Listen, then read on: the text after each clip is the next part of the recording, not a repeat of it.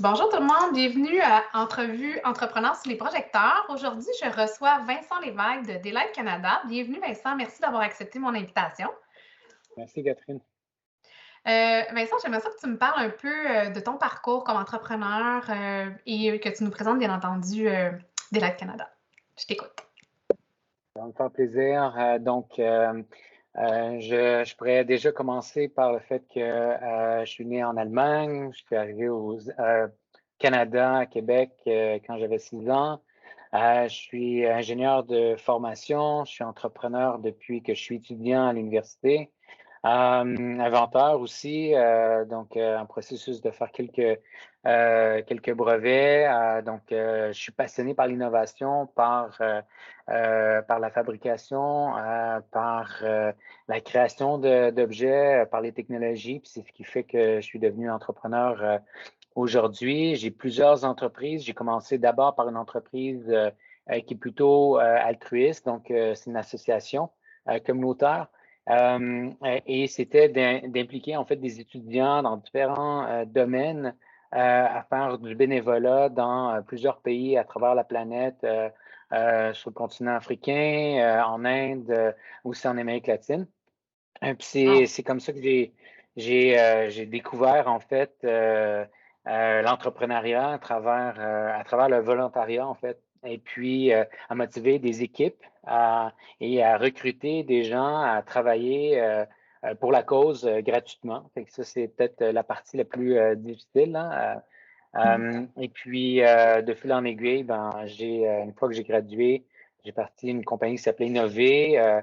Avec qui j'ai développé en fait une nouvelle technologie avec des collègues de l'université.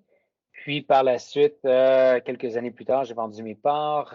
J'ai démarré par la suite une nouvelle compagnie en 2016 qui s'appelle Daylight Canada, qui est spécialisée dans le design puis la fabrication d'éclairage de solutions lumineuses sur mesure. Fait que c'est qui tes clients idéaux avec Daylight Canada? Est-ce que tu as une clientèle cible, j'imagine? Oui, exact. Parce qu'on a redéfini en fait comment une compagnie manufacturière peut réussir sur le marché. Habituellement, le chemin traditionnel, c'est la fabrication d'un produit qui a été suite à un effort de design spécifique avec des fiches techniques qui est par la suite donné à des distributeurs et des représentants des agents manufacturiers qui, eux, vont en faire la promotion auprès de designers, des architectes, etc., des ingénieurs qui vont spécifier nos produits dans des projets. Nous, on a repensé ce modèle d'affaires-là pour offrir à des clients finaux, des propriétaires, des gestionnaires immobiliers, même des développeurs à un certain niveau qui développent des projets, d'utiliser nos solutions puis d'offrir une solution plus clé en main. Fait qu'on part du design, le conseil, si on veut, et une collaboration directe avec les spécificateurs, avec les ingénieurs et les architectes dans, euh, dans la conception, puis par la suite, on va livrer, fabriquer ce qu'on a conçu avec eux. Fait que ça fait une solution plus sur mesure, avec une signature un peu plus intéressante et compte tenu qu'on vend directement à nos clients, on a quand même des marges intéressantes tout en ayant une valeur ajoutée puis un prix intéressant pour le client. Wow, OK. Fait que c'est de réinventer le modèle, dans le fond, puis de créer du sur-mesure. Fait que c'est tout le temps des nouveaux projets. Vous n'avez pas une chaîne de montage là, qui est vraiment prédéfinie. Fait que c'est quand même. Fait que tu dois avoir une grosse équipe autour de toi pour tout ça, là. Ouais, je dirais qu'on a plus d'ingénieurs que d'ouvriers. La partie conception est Ouais. très importante. On travaille aussi dans une logique de réseau. Donc, tout ce qui n'est pas répétitif, qui n'est pas un équipement qui serait utilisé de façon récurrente, avec un taux d'utilisation élevé journalier, on le fait faire à l'externe. Donc, c'est un peu comme Bombardier fabrique ses avions. Eux, c'est surtout une chaîne d'assemblage, puis ils font faire les différentes composantes. C'est un peu la même chose pour l'éclairage dans notre côté. Donc, on fait faire chacune des pièces un peu partout dans notre réseau. Puis nous, on s'occupe de faire la finition, l'assemblage, le test final, toutes les certifications nécessaires, puis la livraison au chantier, coordination avec les électriciens, corps de métier. Donc, ce qui nous permet aussi de faire des projets, pas juste au Québec, mais partout sur la planète. Très cool. Vous êtes combien d'employés au total présentement? Une vingtaine. OK, quand même. Puis vous travaillez à l'exportation aux États-Unis puis en Europe? Oui, on travaille surtout au Québec, puis on a quelques projets aux États-Unis, quelques projets en Ontario, puis on travaille très fort pour avoir des projets en Europe. On a eu justement encore ce matin une autre rencontre super intéressante sur des projets d'éclairage public en Europe avec une belle collaboration possible avec un partenaire qui lui offre des solutions de financement basées sur les économies d'énergie. Fait que il y a un paquet de possibilités. Puis ce qui est intéressant, c'est que vu qu'on travaille directement avec des clients, on a leur feedback, on sait exactement qu'est-ce qu'ils recherchent, on est en mesure de pouvoir offrir un produit sur mesure, puis qu'à chaque projet, c'est quelque chose de nouveau, là. Un des éléments sur lesquels on travaille présentement qui a un fort potentiel d'exportation, c'est tout ce qui est on pourrait dire, l'industrie horticulture intérieure. On parle d'autonomie alimentaire au Québec. Pour ça, il faut avoir les technologies nécessaires pour rendre cette industrie-là efficace d'un point de vue économique, pour que ça soit profitable pour les agriculteurs. Puis pour ça, il faut des technologies qui soient pertinentes sur le marché, qui permettent de pouvoir changer un petit peu on pourrait dire le fonctionnement actuel. Puis c'est ce qu'on offre à nos clients. On a développé un luminaire qui permet de faire un maximum de récupération de chaleur, un meilleur contrôle climatique avec un refroidissement actif et spectre variable, ce qui permet de recréer un genre de soleil artificiel, si on veut, basé sur le type de culture. Fait que c'est génial. On travaille sur des projets. Donc, un des principaux, je pourrais dire, producteurs au Canada de fraises intérieures va travailler avec nous sur ce projet-là. C'est un projet en cours de construction. Donc, on a des beaux projets. Ouais. Wow. Je pense que j'ai une idée en tête avec qui te présenter. J'ai rencontré un entrepreneur qui s'appelle la compagnie, c'est Aquaverti. Fait ils font justement de l'agriculture verticale ici à Montréal. Fait que je t'ai présenterai, ça va faire plaisir. Ah, cool. Fait que je pense que tu peux avoir un potentiel avec eux. Dis-moi, Vincent, depuis que tu es en affaires, c'est sûr que là, ton parcours est quand même, ça fait quand même plusieurs années. Tu as sûrement eu des embûches.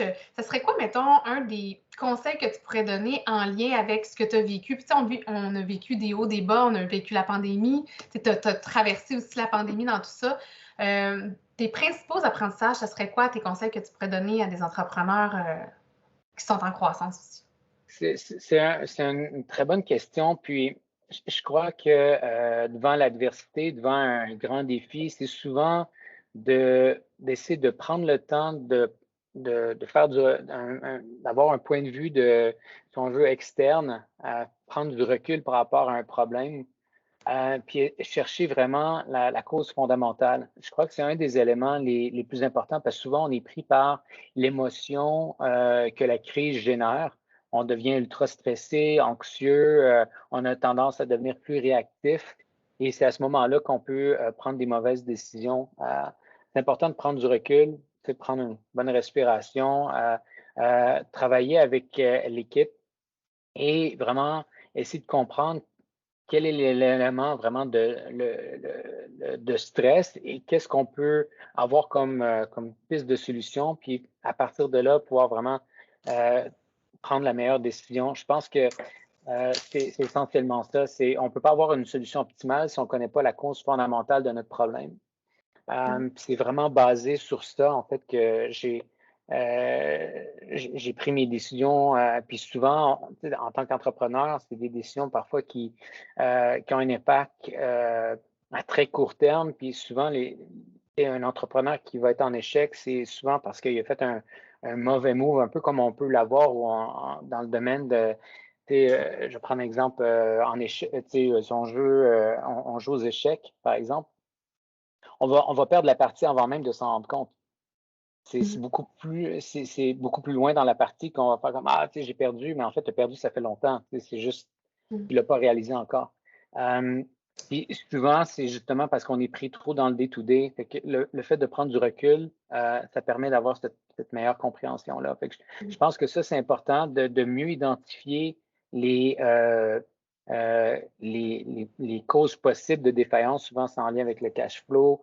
C'est toujours prévoir à l'avance qu'est-ce qu'on doit faire pour arriver avec une crise. Tu sais, souvent, quand je pense à des investissements qu'on doit faire ou en sachant qu'en acceptant plusieurs contrats, ça va pouvoir possiblement créer une crise de cash flow. Oui, tu as plus de contrats, mais d'un autre côté, ben, ça demande de l'argent de financer ces contrats-là. Donc, il faut s'assurer de gérer ça en bonne connaissance de cause. Puis, le fait de le voir d'avance, de planifier d'avance comment gérer ce problème-là, là, ben, le mur tranquillement arrive, puis là, à un moment donné, là, on passe à travers, puis c'est génial, mais c'est d'avoir plusieurs alternatives. Puis un autre élément peut-être que je peux apporter à ça, c'est, je pense, le mot agile est souvent utilisé, mais je pense que c'est la force d'une petite entreprise. On n'a peut-être pas l'aspect financier des autres des plus grosses entreprises, mais on a l'agilité, on a la capacité de pouvoir varier d'un marché à un autre. Dans mon cas, c'était un point majeur pour la pandémie. Le marché commercial de bureau, qui était mon principal marché avant la pandémie, a complètement chuté parce que le monde n'allait plus au bureau. Fait que nécessairement, des rénovations de bureaux, ça faisait plus vraiment de sens. On ne savait même plus si on gardait nos employés. Donc, c'était un re-questionnement. Excuse-moi, j'ai un petit chat dans la gorge.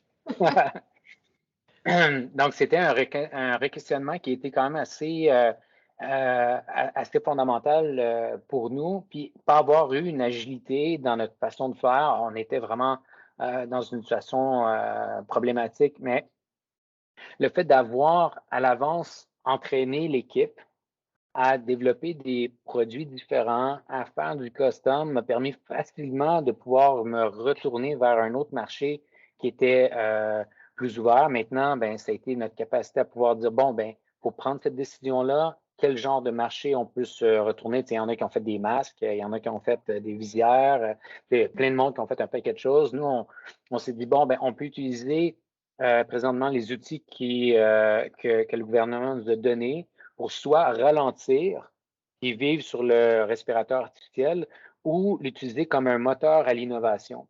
Fait que, au lieu de mettre du monde à la porte, on a engagé plus, en fait. Et on s'est dit, bon, ben, vu que c'est subventionné, ben, parfait, on va utiliser ce chemin-là. Je n'ai pas besoin de justifier cette recherche et développement-là par un paquet de paperasse, etc. Je vais pouvoir accélérer l'innovation, c'est ce qu'on a fait. Et qu'on a développé un paquet si on veut, d'aspects innovants, d'autres types de contrôleurs. Toute la branche symphonique qui est notre éclairage horticole s'est développée à ce moment-là. On a développé de l'éclairage pour l'hôtellerie. On a fait un paquet de choses super cool grâce à ça, en fait. Donc, aujourd'hui, on est encore mieux positionné qu'avant la pandémie. On a plus de marché, on a une meilleure je pourrais dire, robustesse en matière opérationnelle, au niveau technique, au niveau de notre documentation. Je veux dire, tout a avancé énormément depuis la pandémie. Fait que oui, notre chiffre d'affaires n'a pas cru autant que nécessaire. On a quand même été chercher des projets malgré tout. Donc, on n'était pas en arrêt. Puis en plus de ça, ben là, on va voir un chiffre d'affaires qui devrait doubler, si ce n'est pas tripler cette année. Donc, c'est génial. Wow, bravo. Mais en fait, je pense que le mot-clé que tu apportes et que peu de gens m'avaient amené jusqu'ici, c'était l'agilité d'une PME. Puis je pense que tu l'as dit, garde, au lieu de. Oui, il y en a beaucoup qui sont restés à s'asseoir sur leur laurier, qui n'étaient peut-être pas en visionnaire comme toi, puis dans l'innovation, mais l'aspect d'être agile puis de se dire, OK, qu'est-ce qu'on peut faire avec ce qu'on offre? C'est quelle verticale qu'on peut retravailler pour aller travailler des nouveaux marchés? Puis après, de dire, OK, on s'arrête, on prend du recul, on fait notre plan, puis après ça, l'équipe se met de l'avant. Fait que bravo, parce que je pense que le mot-clé est agilité, comme tu dis. Puis ça n'a pas été tant nommé. Fait que merci de cet apport-là aujourd'hui, parce que tu as raison. C'est la force d'une PME. Merci. Dis-moi maintenant, dans tout ton processus, dans ton cheminement, tu as probablement des moyens de t'inspirer. Ce serait quoi les moyens de t'inspirer pour rester? Parce que oui, tu es dans l'innovation. J'imagine que tu fais certaines recherches, mais c'est comment tu restes inspiré, puis comment tu t'inspires dans ton quotidien? Quand tu parles d'inspiration, est-ce que tu parles de nouvelles idées entrepreneuriales ou est-ce que tu parles juste de la motivation plus? En fait, je te dirais un peu les deux parce qu'il y en a qui vont aller se ressourcer parce qu'ils trippent en guillemets sur leurs produits puis sur l'innovation. Puis c'est comme ça qu'ils restent motivés comme entrepreneurs par l'innovation. Puis il y en a d'autres que ça va être de différentes façons par du mindset, par des formations d'entrepreneurs. Fait que, tu sais, selon toi, pour toi, c'est quoi qui Ouais.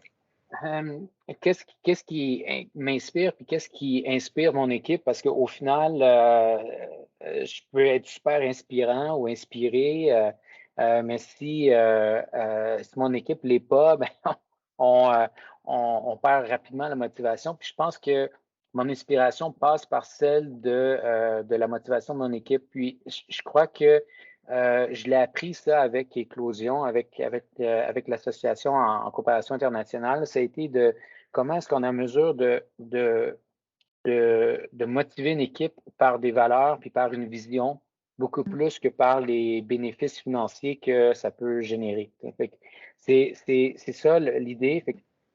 Fait que si on prend un client avec un défi ou avec quelque chose de vraiment cool à faire, euh, euh, puis on voit ça comme un moteur de l'innovation, ben c'est ou une façon de se surpasser, tu sais, professionnellement, puis de créer quelque chose de vraiment hot. Puis je pense que c'est ça qui motive l'équipe, là, tu sais, on parle d'un paquet de choses. euh, le fait de communiquer ensemble, de pouvoir s'échanger de l'énergie puis des idées, c'est comme ça qu'on reste motivé puis être inspiré. Puis je pense que c'est ça, tu sais, on parle de l'autonomie alimentaire, ben on met notre lumière sur une plante puis ça se transforme en fraise puis on dirait on fait de la magie, tu sais, c'est tellement cool. Fait que le fait de pouvoir dire, OK, ben notre plante, en fait, c'est un moyen de communication avec la plante. On envoie un signal, un certain spectre lumineux, et la plante va s'élargir, s'agrandir, générer des fleurs, beaucoup de fleurs, pas beaucoup de fleurs, des gros fruits, des petits fruits, un paquet de choses comme ça qui est activé par la lumière. Fait qu'on on voit qu'on interagit avec notre environnement, on crée des technologies qui permettent de faire avancer la science. Euh, on développe des environnements lumineux qui font rêver, qui inspirent des gens à être où ils sont, que ce soit dans un hôtel ou dans un bureau ou dans un hôpital ou peu importe où on développe nos technologies. Fait que c'est toujours inspirant de faire ce qu'on fait. Fait que je dirais que ça vient de là, en fait. Ça vient de quelqu'un qui nous dit qu'il y a un défi, puis on est là pour l'aider, puis le fait de réussir ce défi-là, puis de succéder d'un succès à un autre, puis nécessairement, ça passe à travers un paquet de problèmes parce que vu que c'est tout le temps un nouveau projet, ben c'est un nouveau défi. Fait qu'on sort de là tout le temps super content, puis c'est ça qui nous inspire. Hein. C'est la force de ton équipe parce que, comme tu disais tantôt, tu sais, si je veux être inspiré, ça passe qu'il faut que je les inspire, être un leader inspirant, puis leur donner des projets à la hauteur pour les challenger, puis les amener ailleurs. Fait que, tu sais, tu l'as dit aussi, c'est l'équipe. Tu sais, je pense que la clé dans l'inspiration, oui, il y a les défis. Tu sais, je pense qu'il faut amener des défis, mais quand tu participes à quelque chose de grand, tu sais, vous avez une vision qui est, grâce à la lumière, de changer le monde de l'alimentation, tu sais, puis de l'agroalimentaire. Fait que, tu sais, ça reste que tu as une mission, puis tu as une vision qui est inspirante pour les gens qui veulent embarquer dans votre projet. Fait que, tu sais, je pense que c'est un peu ça la clé, tu l'as bien dit, puis merci encore là de le souligner parce que souvent les gens vont parler de lecture, bon, mais à quelque part, c'est pas juste ça part pas juste de toi. Fait que bravo. Quand on parle d'inspiration, souvent on a des phrases qui nous viennent en tête, des quotes ou des comment on dit ça? Des expressions, là, des petites phrases qui nous Ouais, restent en tête. Là. Est-ce que tu en as dans ton cas qui te viennent en tête ou que tu je, aimes souligner? je pense que oui. je pourrais dire, si je pense à tous mes choix de vie, tous les meilleurs choix que j'ai faits dans ma vie, puis même je dirais en tant qu'entrepreneur, ceux qui ont été les plus payants pour moi personnellement, puis pour la compagnie, ça a été tout le temps à peu près selon sur le même principe que, puis ça se résume bien en anglais, c'est If you're doing what's easy, your life will be hard. Fait que moi, ce que je fais, c'est j'ai souvent choisi le chemin le plus difficile. C'est un petit peu contre-intuitif, mais le fait de choisir un chemin difficile, c'est un défi qui te permet de te surpasser. Puis le fait de te surpasser, tu te transformes, tu t'améliores, tu deviens quelqu'un qui devient finalement ton idéal. Parce que bon, tu fais quelque chose de plus difficile, mais quelque chose de plus difficile qui est vers une vision quelconque, vers quelque chose que tu crois vouloir devenir. C'est ce qui fait que ce processus de transformation-là a beaucoup changé ma vie. Tu sais, c'est pour ça que je suis entrepreneur maintenant, puis que j'ai une équipe, puis qui, je veux dire, si on va à gauche, je veux dire, c'est grâce à cette volonté-là de faire quelque chose de difficile. Puis on le conserve, ça, comme mantra, même dans la compagnie. On carbure par le défi. Puis c'est, je veux dire, tu vas dire un truc carrément farfelu puis impossible à l'équipe. Je te garantis que 99% du monde vont juste rire. Ils vont trouver ça cool. Fait que je pense qu'on se rassemble, puis on se rassemble dans la compagnie par rapport à ça. Puis c'est un des éléments, je crois, que j'encourage le plus au sein de l'équipe. Moi. C'est de toujours aller vers un défi plutôt que le chemin facile. Ça ne veut pas dire qu'on s'enfarge dans les fleurs du tapis, mais ça veut dire que on choisit pas la paresse au détriment de l'épanouissement de soi. En fait. Maintenant, c'est qui a dit cette phrase-là? Je ne pourrais pas te dire. Là. Ça va être toi pour moi. Ça va être toi pour moi. Signé Vincent Lévesque. Voilà. Merci infiniment, Vincent, pour ton partage aussi, ta contribution aujourd'hui à Entrepreneurs sur les projecteurs. Je pense que les conseils puis le témoignage que nous a fait va en faire réfléchir plus d'un. Puis je pense que tu as une bonne track, tu sais, l'entrepreneur, inventeur, innovateur, mais aussi, tu as un côté très visionnaire avec l'inspiration d'un entrepreneur. Fait que bravo, merci de ton temps aujourd'hui. Merci Catherine, ça fait un grand plaisir de partager ça avec toi.